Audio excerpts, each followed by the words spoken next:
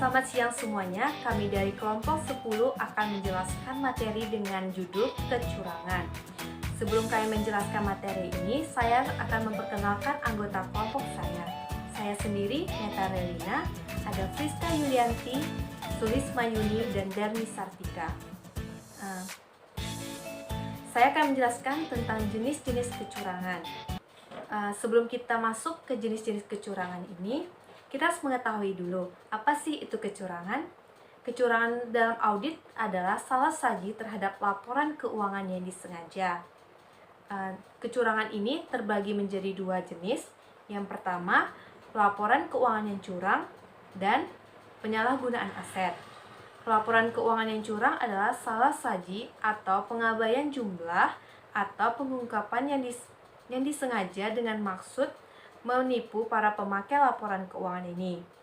Hal ini terjadi karena dilakukan oleh manajemen untuk menutupi kondisi keuangan perusahaan yang sebenarnya tidak menerapkan skala prioritas terhadap laporan keuangan. Bahkan mereka akan merekayasa penyajian laporan keuangan dengan maksud dan tujuan memperoleh manfaat untuk diri pribadi terhadap kedudukan dan tanggung jawabnya. Kita ambil contoh dari pelaporan keuangan yang curang ini. Contohnya terhadap pengaturan profit. Pengaturan profit ini pasti akan berkaitan dengan peningkatan laba terhadap kinerja organisasi yang akan terkait tentang keuntungan atau laba yang diperoleh terhadap prestasi sebuah manajemen. Selain kata laba, pasti kita akan pernah mendengar tentang laba ditahan. Laba ditahan ini terdapat dalam neraca laporan keuangan perusahaan, di mana mereka akan merekayasa informasi keuangan terhadap laba serta laba ditahan sehingga menyajikan informasi ini akan menyesatkan para investor dan kreditor. Yang kedua, ada penyalahgunaan aset. Penyalahgunaan aset adalah kecurangan yang melibatkan pencurian aset entitas. Penyalahgunaan aset ini biasanya dilakukan pada tingkat hierarki yang lebih rendah.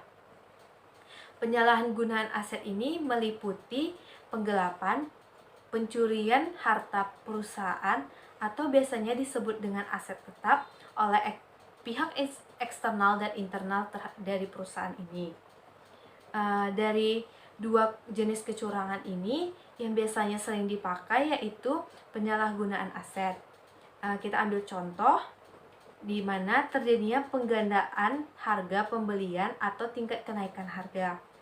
Di sini misalnya mereka beli barang ini harganya sebenarnya 20 juta, tapi mereka mengatakan bahwa barang ini harganya 30 juta.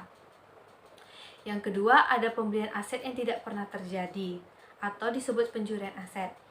Misalnya nih, di laporan keuangan kita nggak pernah beli barang itu, tetapi di laporan itu kita tulis barang itu. Seperti itu contohnya. Baik, hanya itu yang bisa saya sampaikan. Selanjutnya akan dilanjutkan oleh teman saya. Saya Friska Yulianti akan menjelaskan tentang kondisi-kondisi penyebab kecurangan. 3 kondisi yang berasal dari pelaporan keuangan yang curang dan penyalahgunaan aset diuraikan dalam SAS 99 AU 316. Ketiga kondisi ini disebut sebagai segitiga kecurangan atau fraud triangle. Yang pertama, insentif atau tekanan.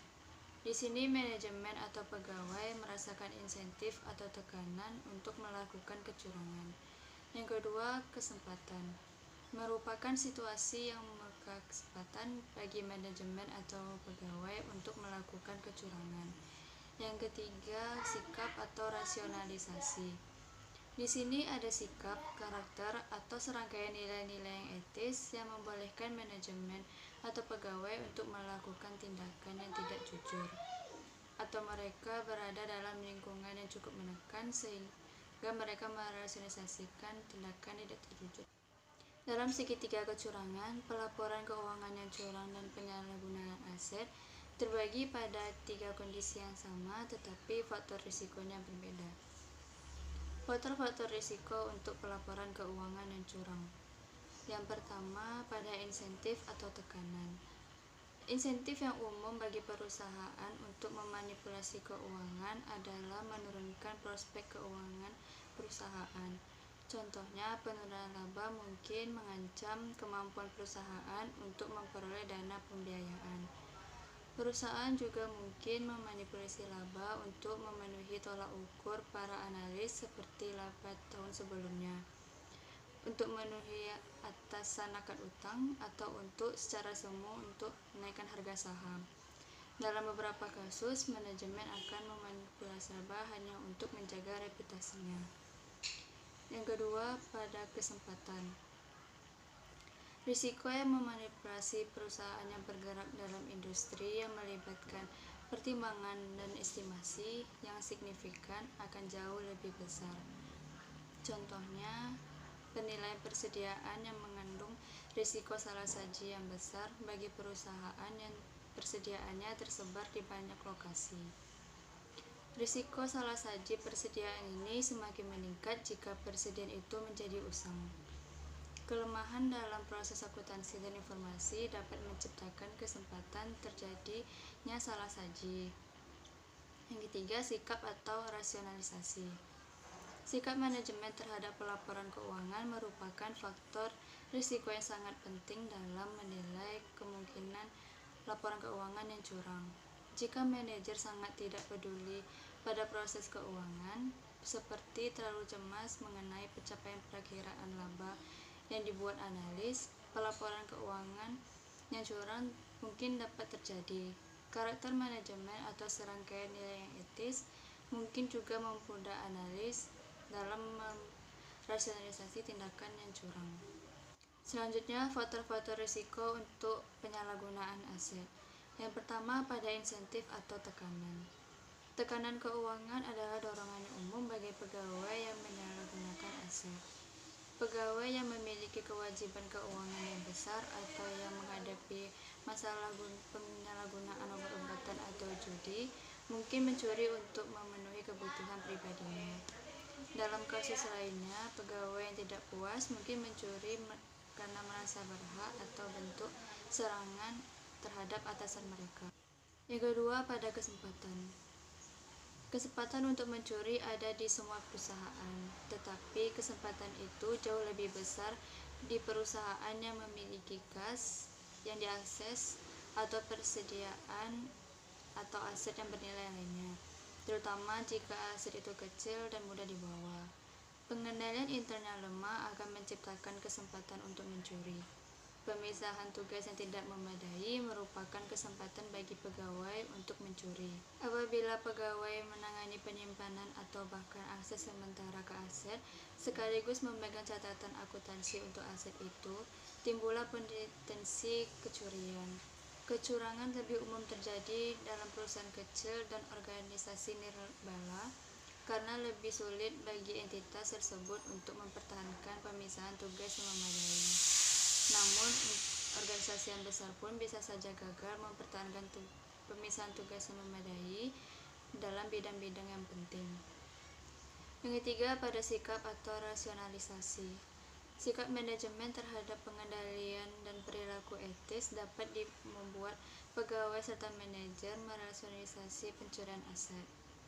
Jika manajemen menipu pelanggan dengan membebankan harga yang terlalu tinggi untuk barang, atau terlibat dalam taktik penjualannya sangat agresif, pegawai itu mungkin merasa bahwa mereka boleh bersikap yang sama dengan memanipulasi beban atau absensi. Saya Sulismayuni akan menjelaskan tentang penilaian risiko kecurangan. Standar auditing memberikan pedoman bagi auditor dalam menilai risiko kecurangan.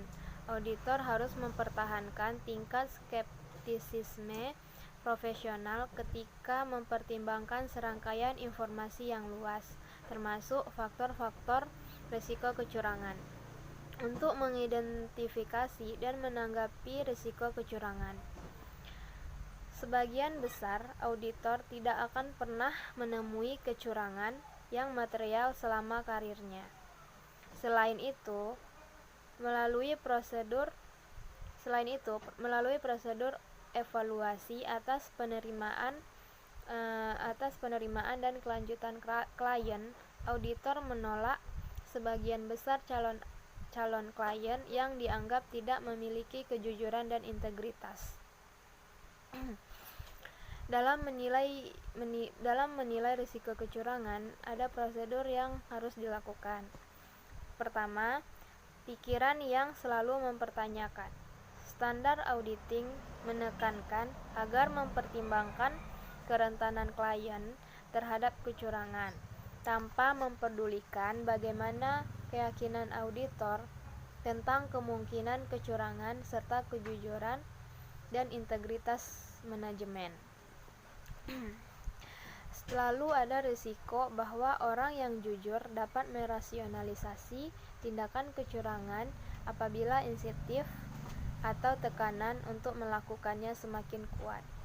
Selanjutnya, evaluasi kritis atas bukti audit. Ketika mengungkapkan informasi atau kondisi lain yang mengidentifikasi bahwa mungkin telah terjadi salah saji yang material akibat kecurangan, auditor harus menyelidiki permasalahannya secara mendalam, memperoleh bukti tambahan sebagaimana yang diperlukan, dan berkonsultasi dengan anggota tim lainnya. Selanjutnya, komunikasi di antara tim audit. Standar auditing mewajibkan tim audit untuk mengadakan diskusi untuk berbagi wawasan dengan anggota tim audit yang lebih berpengalaman serta mencurahkan pendapatnya menyangkut hal-hal bagaimana manajemen dapat melakukan dan menutupi pelaporan keuangan yang curang. Terus bagaimana seorang dapat menyalahgunakan aktiva entitas. Bagaimana auditor menanggapi kerentanan terhadap salah saji yang material akibat kecurangan. Selanjutnya, pengajuan pertanyaan kepada manajemen. Standar auditing mengharuskan auditor untuk mengajukan pertanyaan spesifik tentang kecurangan dalam setiap audit. Misalnya, auditor harus menanyakan apakah manajemen mengetahui setiap kecurangan atau mencurigai adanya kecurangan dalam perusahaan. Auditor juga harus menanyakan tentang proses yang ditempuh oleh pihak manajemen. Selanjutnya, faktor-faktor risiko. Standar auditing mengharuskan auditor mengevaluasi apakah faktor-faktor risiko kecurangan mengidentifikasi adanya insentif atau tekanan untuk melakukan kecurangan. Kesempatan untuk menyelesaikan audit, kesempatan untuk berbuat curang atau sikap yang rasionalisasi yang digunakan untuk membenarkan tindakan yang curang. Eksistensi faktor risiko kecurangan ini tidak berarti bahwa kecurangan itu hanya karena kemungkinan terjadinya lebih tinggi. Auditor harus mempertimbangkan faktor-faktor tersebut beserta semua informasi lain yang digunakan untuk menilai risiko kecurangan. Selanjutnya, prosedur analitis. Auditor harus melaksanakan prosedur analitis selama tahap perencanaan dan penyelesaian audit untuk membantu mengidentifikasi transaksi peristiwa tidak biasa yang mungkin mengidentifikasikan adanya salah saji yang material dalam laporan keuangan. Selanjutnya, informasi lain. Auditor harus mempertimbangkan semua informasi yang sudah diperoleh dalam setiap tahap atau bagian audit ketika menilai risiko kecurangan. Kebanyakan prosedur penilaian risiko yang dilakukan auditor untuk menilai risiko salah saji yang material selama tahap perencanaan dapat mengidentifikasi risiko kecurangan yang lebih tinggi. Sebagai contoh, informasi tentang integritas dan kejujuran pihak manajemen yang diperoleh dalam prosedur penerimaan klien, pengajuan pertanyaan, dan prosedur analitis. Selanjutnya akan dijelaskan oleh teman saya. Assalamualaikum warahmatullahi wabarakatuh. Nama saya Darmi Sartika. Baiklah, di sini saya akan menjelaskan penjelasan berikutnya mengenai faktor-faktor mengurangi adanya kecurangan. Ada 3. Yang pertama, budaya jujur dan etika yang tinggi. Budaya jujur dan etika yang tinggi ini terbagi menjadi 6. Yang pertama, menetapkan tone at the top yang dilandasi dengan kejujuran dan integritas yang akan menjadi dasar bagi kode perilaku yang lebih terinci dan dapat dikembangkan untuk memberikan pedoman yang lebih khusus mengenai perilaku yang diperbolehkan dan dilarang. Yang kedua, menciptakan lingkungan kerja yang positif. Tempat kerja yang positif dapat mendongkrak semangat karyawan yang dapat mengurangi kemungkinan karyawan melakukan kecurangan terhadap perusahaan. Yang ketiga, mempekerjakan dan mempromosikan pegawai yang tepat agar berhasil mencegah kecurangan. Perusahaan yang dikelola dengan baik mengimplementasikan kebijakan penyaringan yang efektif untuk mengurangi kemungkinan mempekerjakan dan mempromosikan orang-orang yang tingkat kejujurannya rendah, terutama yang akan menduduki jabatan penting. Yang keempat, pelatihan pegawai harus diberitahu tentang tugasnya untuk menyampaikan kecurangan aktual atau yang dicurigai serta cara yang tepat untuk menyampaikannya. Yang kelima, konfirmasi akan membantu mengokohkan kebijakan kode perilaku menghalangi pegawai melakukan kecurangan dan pelanggaran etika lainnya. Yang keenam, disiplin pegawai harus mengetahui bahwa mereka akan dimintai pertanggungjawaban jika tidak mengikuti kode perilaku perusahaan. Kemudian faktor yang kedua, tanggung jawab manajemen untuk mengevaluasi risiko kecurangan. Ada 3. Yang pertama, mengidentifikasi dan mengukur risiko kecurangan. Pengawasan yang efektif akan kecurangan dimulai dengan pengakuan manajemen bahwa kecurangan mungkin terjadi dan hampir semua pegawai sanggup melakukan tindakan yang tidak jujur bila situasinya memungkinkan.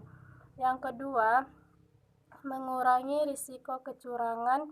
Manajemen bertanggung jawab merancang dan mengimplementasikan serta pengendalian untuk mengurangi risiko kecurangan dan dapat mengubah aktivitas serta proses bisnis yang rentan terhadap kecurangan demi mengurangi insentif dan kesempatan untuk melakukan kecurangan.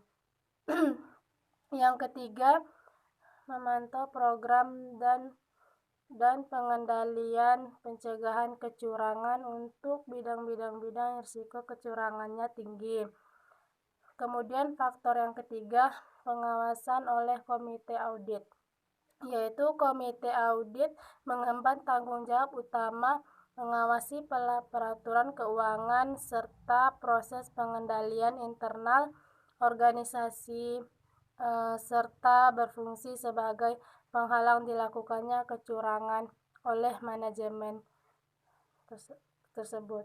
Sekian persentase kami. Bila ada kekurangan kami mohon maaf. Saya akhiri dengan wabillahi taufiq wal hidayah.